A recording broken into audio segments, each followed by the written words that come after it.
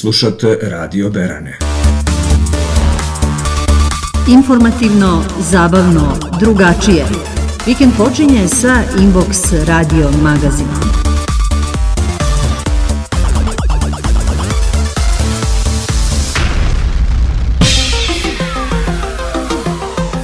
Dobro jutro i ove subote se uživo javljamo iz studija Radio Berana jer još jedan vikend počinje sa Inbox radio magazinom.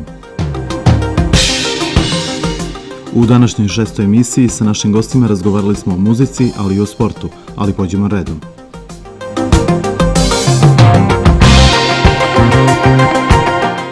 Na samom početku osvrnut ćemo se na vijest koju smo svi juče sa tugom primili.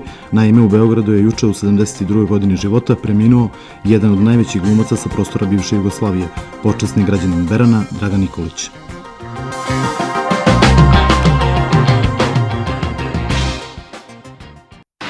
Pa nema više nacionalna klasa, u subote gotovo.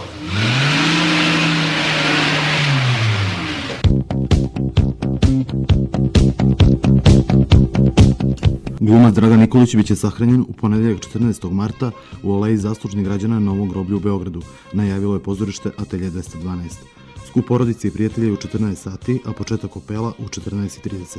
Prethodno će na velikoj sceni Atelja 212 sa početkom u 12 sati biti održana komemoracija.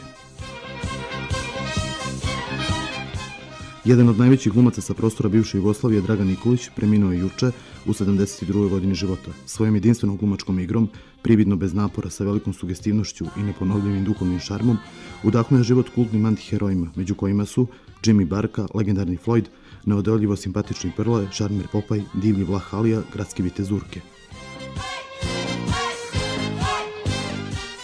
Ostvario je više od 170 uloga, dobitnik je svih značajnih filmskih nagrada, uključujući nagradu za životno djelo Pavle Vujsić 2000. godine.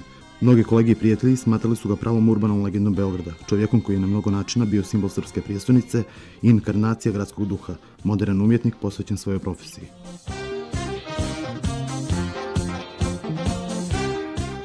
Posjećamo, glumački par Milana Dravić i Dragan Nikolić postali su 2012. godine počasni građani Berana na svečanoj sjednici upriličenoj povodom Dana opštine 21. jula. Tom prilikom Dragan Nikolić je boravio u našem gradu i govorio na svečanoj sjednici, što je učinio i godinu dana kasnije na predstavljanju naših i njegovih Berana u Beogradu 2013. godine na Kolarcu.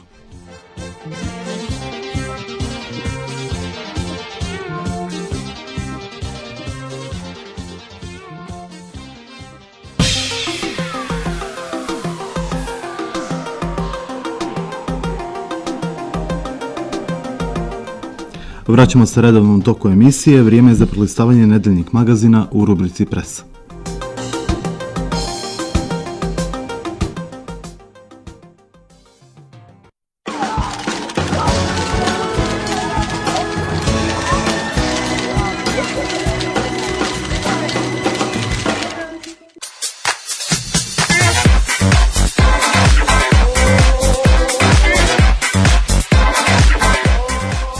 U novom broju magazina Story možete pročitati da pjevačica Goca Tržan i njen suprug Rašo Novaković prolaze kroz ozbiljnu bračnu krizu i da su na korak od razvoda. Tu je emotivna ispovijest Slavice Ćukteraš, koja već neko vrijeme živi sa svojim dečkom fudbalerom u Japanu i koja najavljuje intimno vjenčanje.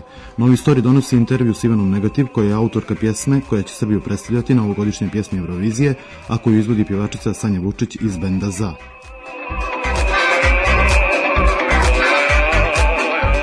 U novom broju magazina Hello očekuje vas veliki intervju s Andrijom i Anđelkom, popularnim likovima iz istoimene serije, koji izjavljuju da se vole i kada se kamere ugase.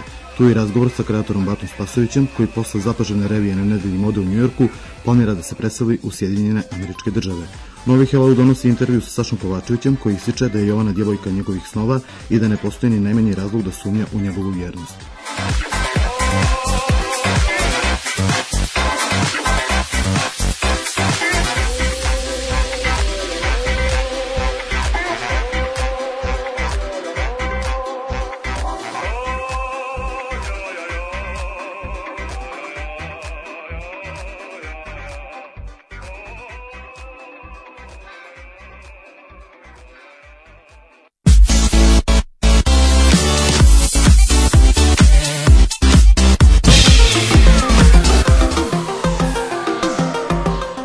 Ponovo smo u studiju. U današnjem Inbox radio magazinu imali smo tu čast da ugostimo popularnu pjevačicu Romanu Panić. Naime, ona je nedavno nastupala u klubu Jack Daniels i mi smo tom prilikom razgovarali sa njom. Poslušajte šta nam je ona sve rekla.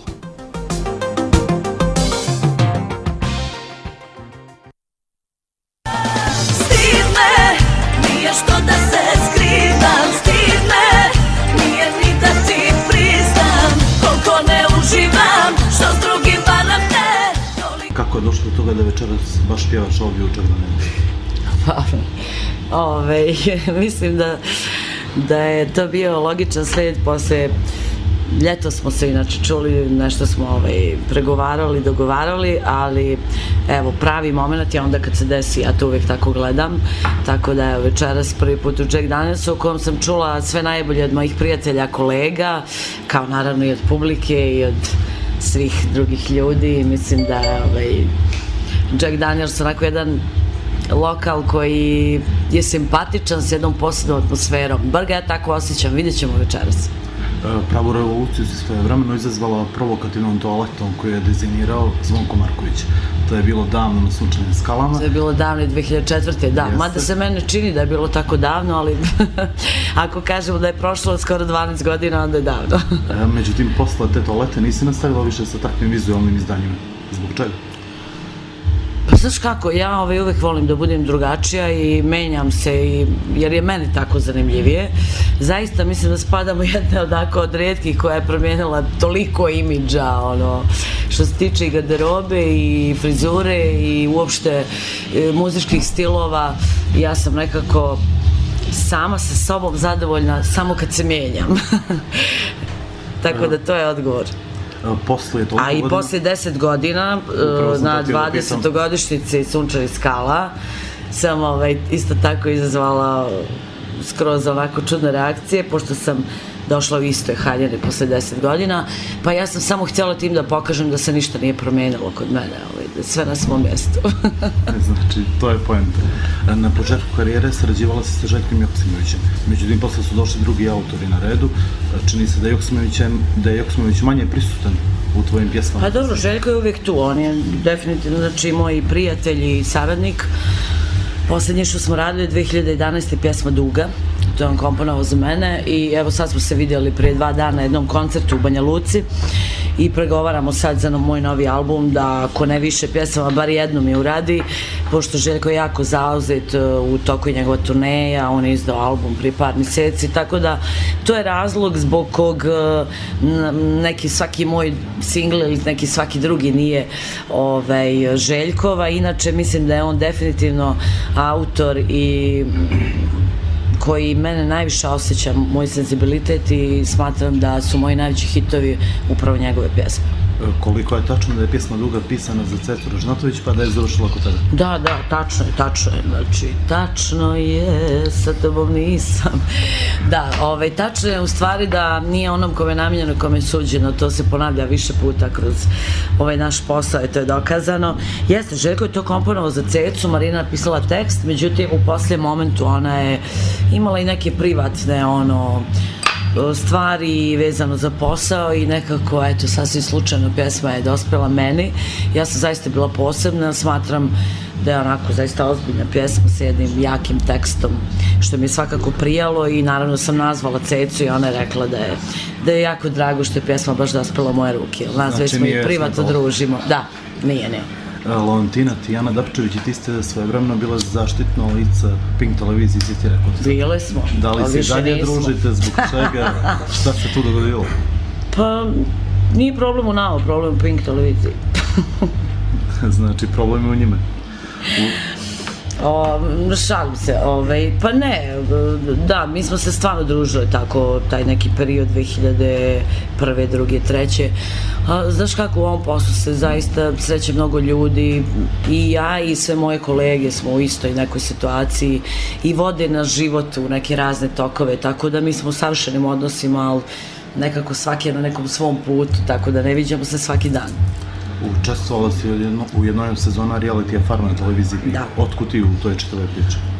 Pa ja sam jednostavno kroz moj posao već od tamo negdje 2006. 2007. kad je ušla ta reality forma na naše prostore na Balkanu, bila nekako ucijenjena tom pričom, tipa da moram da uđem u reality da bi se i dalje moje pesme vrtele po svim elektronskim medijima. Ja sam to odbijala godinama i na kraju sam našla nekako zajednički interes sa svojom matičnom kućom Pink i definitivno izašla prvi put u takvu jednu formu i to je zaista jedno ogromno iskustvo i mislim da mi je samo onako donijelo dosta stvari. Ja sam imala prvi put priliku posle dužeg vremena da se prikažem ljudima u nekom pravom svijetu, u stvari kakva sam ja u stvari. Sa našim Crnogorcem manekenom Markom Vukutićem bila si sve vrijeme dobra dok je trajala Farma. Jeste. To se nastavilo i posle Farme. Jeste. Prijateljstvo ili nešto više? Pa prijateljstvo, ništa više, jednostavno meni prija ovaj mentalitet, ja mnogo volim ljude koji dolaze sa ovih prostora i mogu vam reći da me Marko spasio na Farmi, on mene, ja njega, jer mi je njegov, znaš mentalitet, karakter mi je bio nekako prepoznatljiv i to me spasilo, jer jako teško da tu, ne znam, se nađeš u nekom miljeu u kom ne pripadaš i Marko mi je bio kao neki član iz mojeg nekog miljeja, iz moje kuće, jednostavno. Na istim talasima. Jeste, na istim talasnim žinama.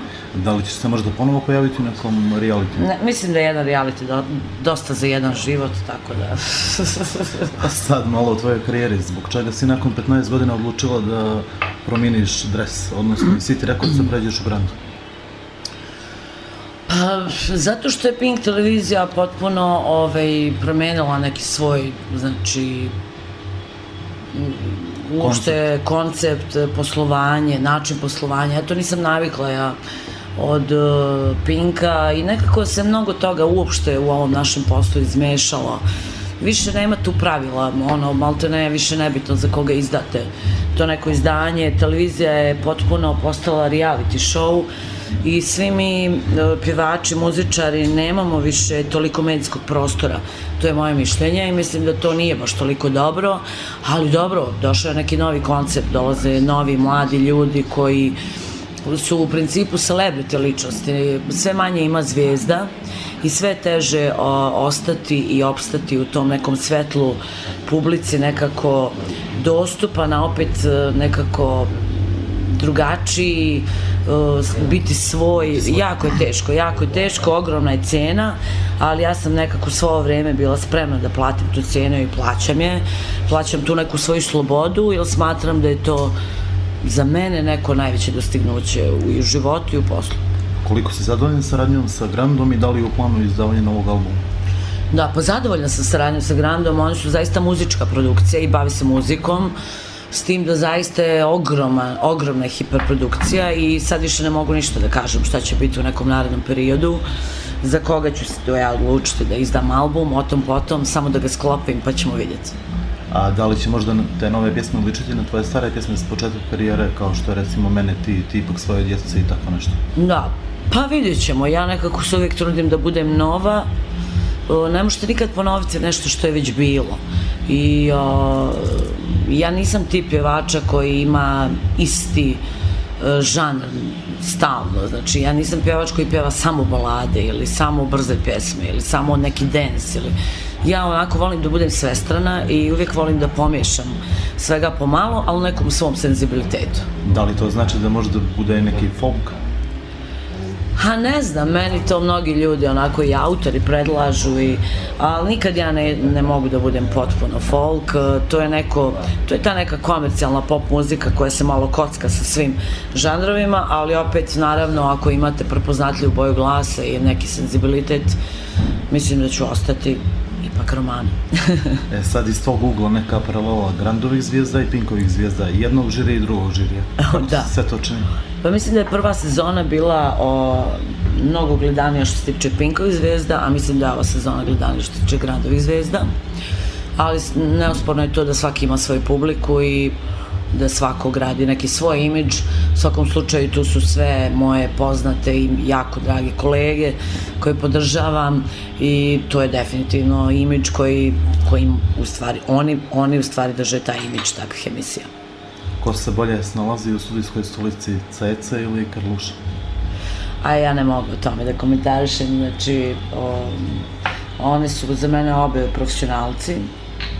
Apsolutno se podjednako dobro snalaze, s tim da Ceca, ja sam vjerojatno subjektivnija za Cecu, jer ona je moja prijateljica i mnogo smo se družile i čujemo se redovno, tako da Ceca ili Karleuša, uvek Ceca. Ok, poslednja tvoja ljubavna priča završila se neslavno, pitanje je veze sa fudbalerom Šupinom. Ko to biješe? I tako dalje. O čemu se su zapravo radilo? Ne sjećam se, zaista. Znate, kakvo tako sjećanje. I ima pitanje šta je u pitanju, pa većina tvojih koleginica šeta uglavnom mlađe frajere. Recimo Ceca duplo mlađima, neki Severina. Da, pa to je sad neki trend, znaš kako, jake žene su, u stvari žene mangupi, a jako je teško u današnje vreme naći muškarci koji može da vam parira. I mnogo su hrabri mlađi muškarci, moram da priznam. A šta fali starima? U čemu je problem? Ništa ne fali, stariji su svi zauzeti i to je to. Imamo sad par kratkih pitanja. Da li Jelena Krlouša zaslužila nosi titulu modne ikone kod nas? Ja stvarno volim da komentarišem uopšte kolege, zaista mislim da svako je tamo tačno gdje treba da bude i mislim da definitivno Jelena Krlouša zaslužuje tu titulu, jer žena se stvarno je sa stilom na zavidnom nivou i mislim da svi mi negde onako krišom ipak pogledamo šta je obukla Jelena Krlouša. Zbog čega je Goca Srđan snimila duet sa Sandrom Afrikom, a ne recimo sa Aleksandrom Radovićem? A ne recimo sa mnom? Da, može i tako. A ne znam, to morate nju da pitate, zaista. Da li svoju dobru liniju redovno održavaš u teretani? A ne, evo, da kucam u drvo, ja imam sreće, zaista, ja za svoju liniju zahvaljujem svojoj volji dugogodišnje zdrave ishrane, a što se tiče nekog treniranja, tu sam kampanjac, nešto malo treniram, pa onda ne treniram po 3 meseca i tako, ali imam sreće, više nego pameti. I imam jako brz metabolizam i dobro se osjećam svakako, tako da sve to igra ulogu. Sa kim bi od svjetskih fata snimila duet? Pa ima ih. Onako, ko ti prvi pada na pamet? Recimo sad Robbie Williams. U ovom trenutku. Prvi hit koji si zapjevala, negdje sam pročitao, je pjesma Lepe Vrene, Sitnije, cijelo sitnije. Da li dalje slušaš Vrenu? Sa 5 godina. To je tako. Da li dalje slušaš Vrenu i koju bi njenu pjesmu voljela da si ti snimila? Pa ima mnogo Brenih dobrih pesama. Pa ono je neki moj uzor, mislim, zaista, ne samo mene, ja mislim, mnogih mojih koleginica, ja sam s 5 godina počela da pevam zbog Brene i Čole. I zaista mnogo volim Brenu, čak smo sarađivali, radili smo neki show program zajedno, i viđamo se ovako privatno, tako da nju mnogo volim, ona ima veliki broj hitova, mislim, mnogo je tu pjesama koje bih zaista voljela da su bile i moje. I evo za kraj, može neki stih od tvoje pjesme da otpjevaš? Da otpjevam? Pa ne znam, ajde recite vi. Nekako... Ti ipak svoje djeci. A ti ipak svoje djeci, pa mogli bi to i večeras snimiti ovdje u klubu Jack Daniels. Ti ipak svojoj djeci ponešto lijepo o meni reci, jer jedno od to dvoje moglo je biti tvoje i moje. Hvala ti vam. Hvala vam. Nakon razgovora sa Romanom, u nastavku poslušajte šta smo za vas pripremili u rubrici Kulturo Evene.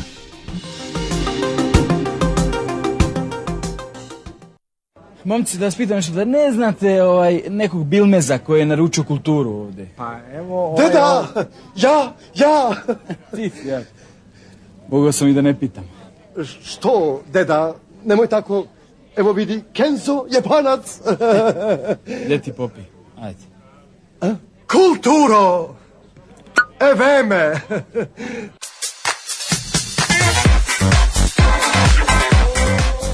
Treće mjesto na kulturnoj nokaut listi ove nedelje zauzela je hrvatska starleta Ava Karabatić, koja objašnjava kako je dobila ime, a tu je još par njenih nevjerovatnih izjava. Naravno, Java Garner moja, po kojoj sam i dobila ima, ne po deterđentu, kao što mnogi misle, jer tad deterđent nije bio u funkciji 1988, eto, puno mogu davati, ali ne mogu baš da primam. Puno. Nova naslovnica, ali tako, kolega? Minja zavutava, kakva zavut, zovem se i to. Nogomet ne gledam samo te noge, ni to nego baš... Drugo mjesto pripalo je Dari Buvamari, koja je pjevala na otvaranju crkve kod Oboja i tom prilikom sa gostima igrala na stolu. Poslušajte kako ona objašnjava ovu situaciju.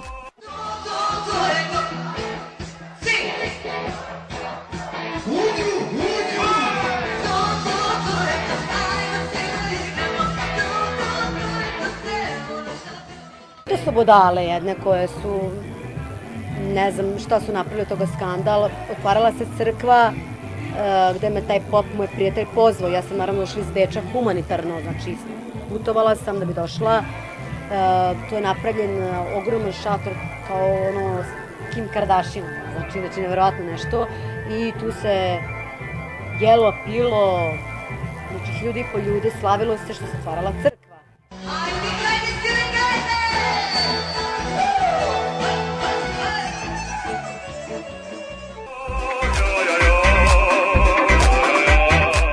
I prvo mjesto potpuno zasluženo osvojila je ove nedelje starleta Tijana Iphone. Naime, ona je, vjerovala ili ne, kao autora čuvene Mona Lise, navela jednog od najpopularnijih hollywoodskih glumaca. Mona Lisu je naslikao, sad čekajte samo trenutak, stao mi je mozak, ali stvarno znam,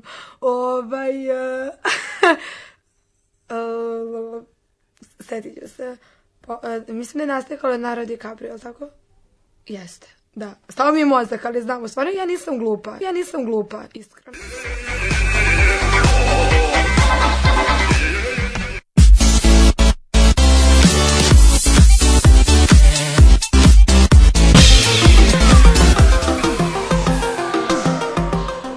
U drugom dijelu emisije poslušajte razgovor sa Goranom Zonjićem, poznatim beranskim sportistom i sportskim radnikom. Posjetili smo ga u studiju Top Forma gdje je angažovan kao instruktor, razgovarali smo o bodybuildingu kojim se on u mladosti aktivno bavio, kao i o mnogo čemu drugom.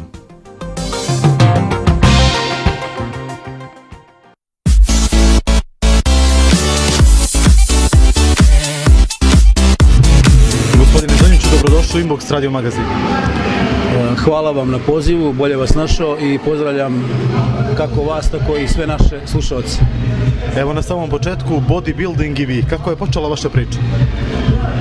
Pa što se tiče bodybuildinga, to je nekih davnih 80-ih godina, rodila se neka velika ljubav.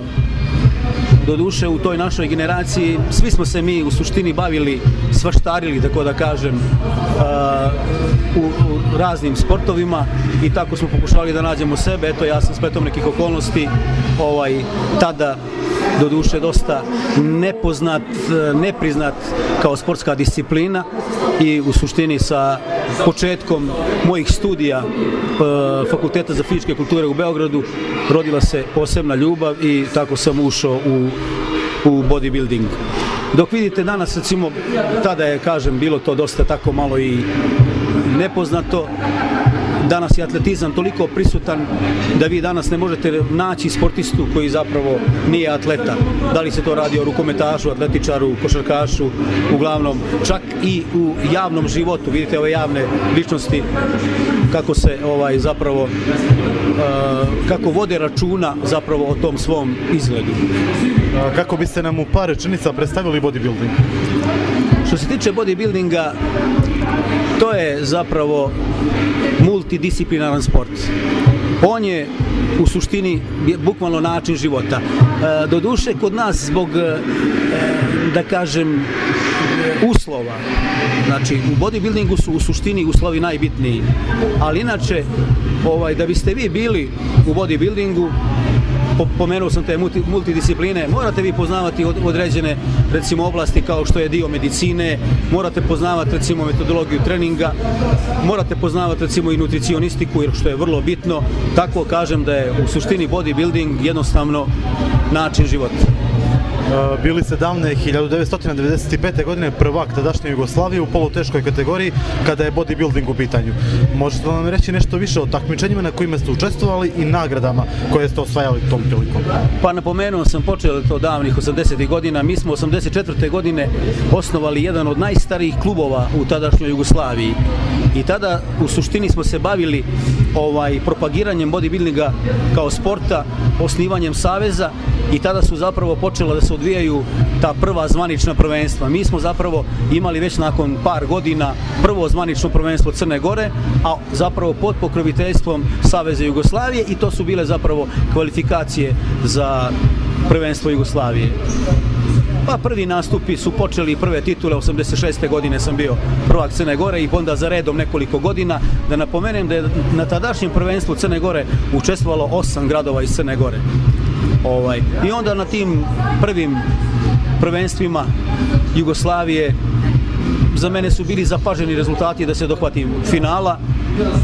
Bile su već i neke medalje na nekim revijama, a onda zapravo kruna karijere u tom trenutku je bilo prvenstvo Jugoslavije koje se održalo 95. godine, kažem mi kao domaćini, koje se smatra zapravo jednom od najbolje organizovanih prvenstava tada, a zapravo najveća nagrada za nas takmičare i uopšte za sportiste je bilo to da vas gleda toliko hiljada ljudi. Nama je samo u polufinalu tada bilo, kažem, preko par hiljada, a već u finalu da ne pričam. I danas se priča o tom prvenstvu. Kažem, onda su bili nastupi, ja sam osvojio nekoliko tih saveznih medalja.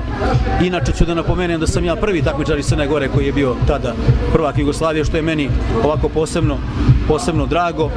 Normalno, kažem, zbog uslova i nekih problema imao sam ja pozive čak i tada sam se kvalifikovao i za svetsko prvenstvo u Briselu, ali tada je samo za to prvenstvo trebalo nekoliko hiljada maraka, tako da sam ja zapravo odustao od toga i bazirao se na ta domaća takmičenja. Radili ste kao sportski instruktor za brojne sportske kolektive i profesionalne sportiste. Koliko rada i odricanja zahtijeva takav angažman? Pa da kažem, meni je zapravo sport zanimanje. Ne samo moj život i moja velika ljubav, nego jednostavno ja živim od toga i kao profesor fizičke kulture sam se zapravo i zaljubio i specijalizovao za rad na toj fizičkoj pripremi. Kroz ovo što sam ja zapravo, to je meni bila velika prednost što sam se bavio tim disciplinama snage i bodybuildingom kao takvim, pomoglo mi je dosta da se na taj način usavršim i da radim sa sportistima. Mogu da naglasim recimo da ovako sa velikim zadovoljstvom da nema kluba u Beranama kojima nisam direktno ili indirektno pomagao, a inače sam dugo godina radio u košarci i u rukometu. Dok smo bili, čak sam bio i u štabu kada smo ulazili u prvu ligu i u rukometu i u košarci. Pripremao sam nekoliko poznatih ekipa iz Crne Gore u košarci, Lovćen, Danilovgrad, Budućnost, tako da sa zadovoljstvom ističem to i to. Iziskuje stvarno jedan veliki rad, usavršavanje i sa zadovoljstvom ističem da sam ja zapravo 40 godina u kontinuitetu u tome. Danas ste instruktor u studiju Top Forma gdje se trenutno i nalazimo. Recite nam kako izgleda jedan trening u teretani. Što se tiče treninga u teretani, znate, postoje tu nivoji treninga, zapravo je bitan cilj. Kada vježbač ovdje dođe, njemu je bitno da on zna svoj cilj i na osnovu tog cilja mi ćemo napraviti određene sadržaje. Znate, tako da u suštini to je malo jedan širi pojam i tu na to pitanje bi trebalo stvarno ovako da se to raščlani, da se stvori malo veća priča, ali kažem, bitan je taj cilj. Što se tiče razlike, kažem vam, bitno je da vi njemu pružite da se on zapravo dobro osjeća, da to bude u funkciji njegovog zdravlja, forme, a i dobrog izgleda. Koliko je u prosjeku nedeljno potrebno da posjećujemo teretanu ili da se bavimo nekim sportom ukoliko želimo da ostanemo zdravi i u formi? Pa u suštini ovo se već preklapa sa tim prethodnim pitanjem. Da biste vi recimo trenirali, u suštini postoji taj kontinuitet i sada optimalno, opet kažem, u odnosu na ono što je cilj, tako se i tu postavljaju na neki način ti planovi koliko će se, ali kažemo eto da damo da možemo smatrati kontinuitetom od 2 do recimo 4-5 puta nedeljno, što bi sasvim moglo da zadovolji ono što je nama potrebno. Pošto su mnogi dječaci, mladići i stariji muškarci stalno u potrazi za više mišićne mase i snage, možete li nam dati primjer takvog treninga koji iz vašeg iskustva dao dobre rezultate? Ovo je već specifično pitanje.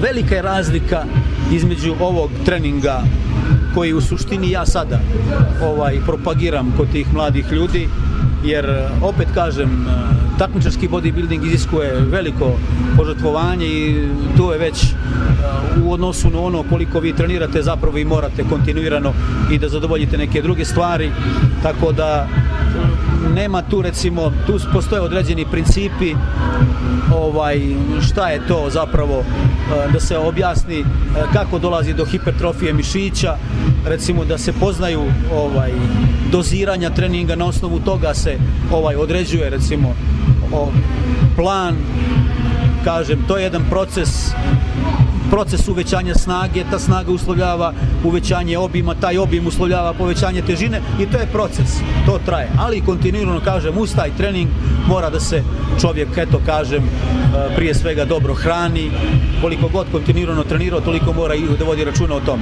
I to je jedan proces koji traje, na kraju krajeva to je ipak težak put, nije u tom pravcu lako promijeniti sve to, ali kažem, što se tiče te progresije, prvo ide snaga, pa sve ostalo. Ali ako se čovjek posveti i kažem, uz ovo što naporno trenira i posebno vodi računa o ovim drugim stvarima, znači načinu života, ishrane, onda će normalno i da se stvore i takvi rezultati.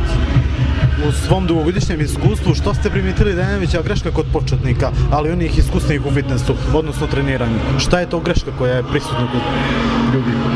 Kroz to dugogodišnje iskustvo zapravo najviše sam zamjerao početnicima ako nemaju pravi motiv. Ja se recimo suočavam sa time da me klinac od 15 godina dođe 3 dana u teretanu i već me pita za određenu suplementaciju. Nažalost, previše tih informacija, loših primjera i tako u suštini tu hoće brzo da dođu do nekog rezultata, a to zapravo nosi velike rizike, znate, tako da u suštini ja izbjegavam to, prenosim neku pravu informaciju, ipak je tu vrlo bitno postupno, sistematično, kontinuirano. Kad kažem postupno, on mora postepeno da dolazi do određenog recimo nivoa i treninga i povećanja te svoje snage, tih uslova da nastavi dalje. Onda normalno kad pričamo o sistemu, tačno se zna šta se mora raditi i normalno u svemu tome postoji i nešto što je kontinuitet, da se zna da to mora da traje i da se odvija redovno.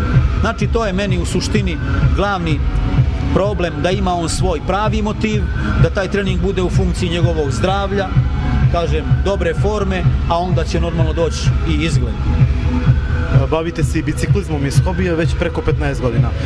Prošli ste veliki broj tura sa vašim prijateljima koje su trajale i po nekoliko dana. Možete li nam nešto više reći o tome? Pa što se tiče biciklizma, kažem, uz ono što je sport meni pružio mnoga zadovoljstva i to što je moj život, biciklizam je zapravo bio i dopuna kroz bodybuilding, kroz taj kardio trening i onda normalno razvijala se uz neke moje prijatelje i ta ljubav, tako da sam ja normalno, opet kažem, kada se bavim nečim, volim i da nešto ovako ostane, da mogu reći da sam krunisao i tu i taj svoju ljubav i hobi nekim tim turama. Prva tura je recimo bila sa mojim prijateljem Mikijem Vučeljićem, Karataš, Berane. Inače Karataš vezan sam, to je jedan sportski kamp za pripremu sportista u svim sportskim disciplinama i normalno to se ovako svake godine zapravo ja se trudim da prođem veliki broj u stvari 1000 kilometara. Čak sam i pretprošle godine bio sa nekim prijateljima iz Srbije i do Svete Gore na Hilandar. Prošle godine sam isto imao neku turu od 5-6 dana preko dijela Crne Gore, dijela Bosne i tako da kažem, trudit ću se, do duše iziskuje i to veliko vrijeme koje ja sada u ovom trenutku baš i nemam, ali inače toliko mi je to zapravo ušlo pod kožu da bih najradije sada kad bih mogao potisnuo se malo i ovako i tu svoju ljubav i na taj način krunisao. Imam sada u planu ove godine da se opet sa tim prijateljima sa kojima sam bio na Svetu Goru obiđem i jedan naš manastir gdje su mošti Svete Petke, a to je Jaši u Rumuniji, zapravo na granici sa Moldavijom, od nekoliko hiljada kilometara. Koju ste životnu lekciju naučili baveći se sportom? A što se tiče koja životna lekcija? Pa vidite, u sportu postoje prvo pravila. Na kraju krajeva ne možete se vi baviti nijednom vrstom sporta ako niste samo disciplinovani, ako se ne pridržavate toga.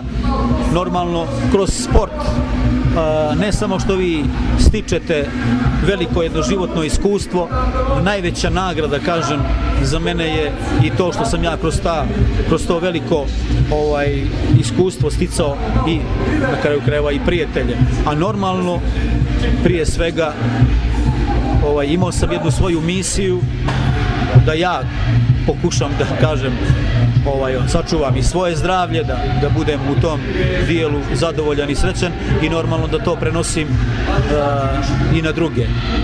Ako sam uspio u ne znam koliko procenata, a jesam, ja sam bio srećan u tom trenutku.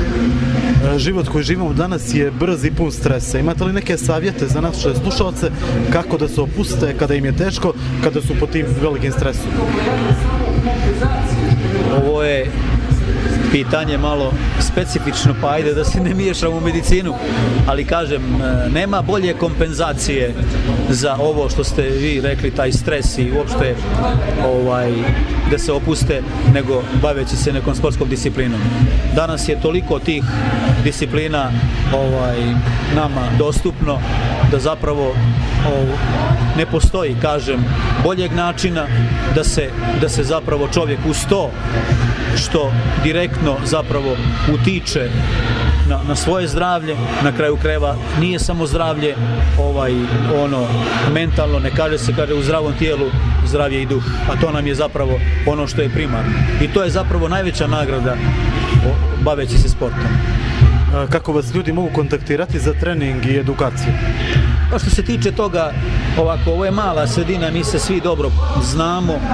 Ja zapravo u nekom mom dijelu vremena, koliko sad nađem, evo ovdje u top formi, malo pomažem mom prijatelju Joksimoviću da malo kroz tu instruktažu zapravo i edukaciju učinim da ti mladi ljudi imaju normalno kontrolisan, doziran, pravilan trening. Uglavnom u toj formi sam svakodnevno. Popodne radim i u sportskom centru, znači uvijek mogu da budem na raspolaganju koliko nekom treba. I evo za sam kraj nekoliko zdravih poruka za naše slušalce. Ja sam u jednom trenutku kad sam prestao da se bavim profesionalno takmičarskim bodybuildingom, kroz ovaj biciklizam zapravo ja vozio i pod sloganom bolje prema reci nego apoteci. Zašto da zapravo mi danas ne iskoristimo to, evo kažem konkretno biciklizam, izuzetno zdrav i koristan sport, čak eto i mogu reći i prevozno sredstvo, zašto? Brzo ćete vi stići na bilo koju lokaciju i zapravo onoliko koliko se mi danas krećemo, mi ćemo toliko biti i zdravi. Znači jednostavno što se tiče toga, sport pruža mnogo i zapravo, a najveća nam je nagrada to da budemo zdravi, a u stvari kad smo zdravi bit ćemo i srećni i opet ponavljam ono, u zdravom tijelu, zdravi duh. Hvala vam, gospodine Zonjiću, što ste odvili vrijeme i bili naš gost. Hvala i vama, ako sam uspio nešto da kažem, zadovoljan sam, a bit ćemo još vjerovatno u prilici da o tome i dalje pričamo.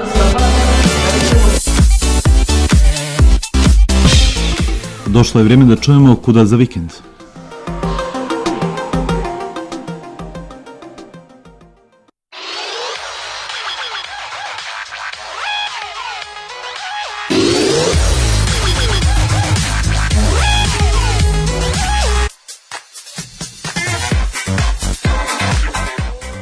Za sve one koji još nisu odlučili kuda za vikend, evo par super mjesta koje nude odlučan provod. U popularnom klubu Jack Daniels večeras nastupaju Aki Extreme Band, dok je sinoć za dobru zabavu bio zadužen pjevač Slaven Đukanović, koji će biti gost naredne subote Inbox radio magazina. Dobar provod u bjelopaljskom klubu Sparta večeras garantuje popularna Goca Tržan, dok je sinoć sjajnu atmosferu napravila njena koleginica Darija Stanojević. U kafićima Grand Europa City House Portobello Vizantija, kao i svake subote, za odlučne žurke biće zaduženi lokalni DJ-evi. Prema tome svoje mjesta rezervišite na vrijeme.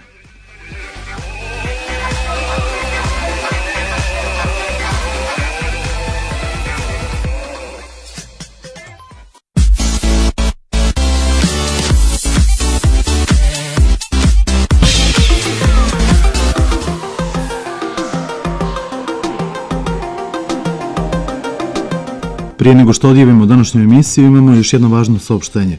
Naime, u Centru za kulturu je nedavno održan humanitarni koncert za pomoć mlađanoj Andrijani Knežević iz Plava, koja boluje od sindroma hepatičnih vena i hitno je potrebna transplantacija jetre na klinici u Turskoj.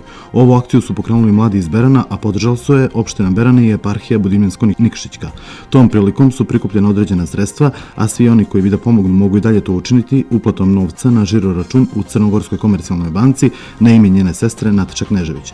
To bi bilo sve za ovo izdanje Inbox radio magazina. Reprizu današnje emisije možete poslušati ponedeljkom od 18 sati na talasima Radio Berana.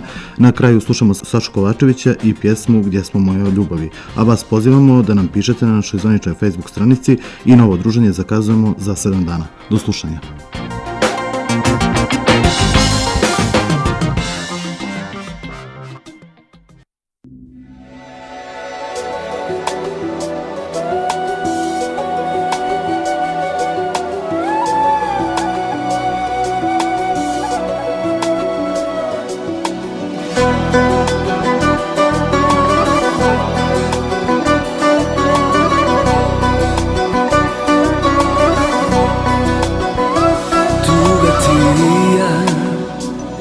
Između je ponor, krila slomljena su da preletimo.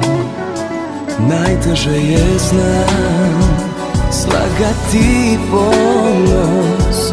Jednom želit ćemo kad se sretnemo.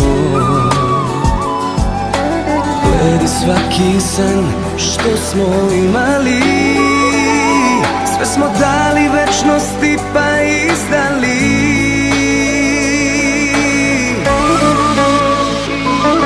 Moja ljubavi, moja tugo nova, zar od jednog srca dva da skrojimo? Gde smo iza svih naših snova propali, sve smo pokidali, bol da spojimo. Gde smo moja ljubavi, moja tugo nova, zar od jednog srca dva da skrojimo? Gde smo iza svih naših snova propali, sve smo pokidali, bol da spojimo.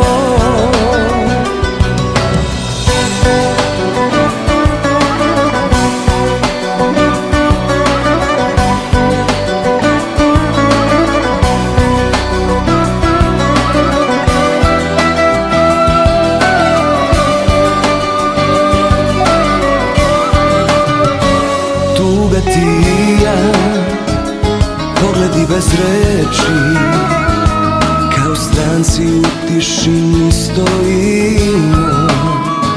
Dođe novi dan i vreme leči, sad smo ti i ja, mi ne postojimo. Bledi svaki san što smo imali, sve smo dali večnosti pa izdali. Gde smo moja ljubavi, moja tugo nova, i zarod jednog srca dva da skrojimo. Gde smo iza svih naših snova propali, sve smo pokidali, bol da spojimo. Gde smo moja ljubavi, moja tugo nova, i zarod jednog srca dva da skrojimo.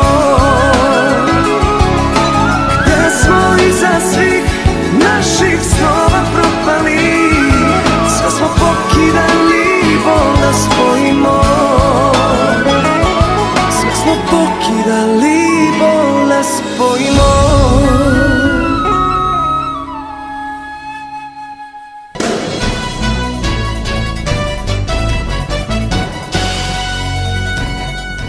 Slušate Radio Berane.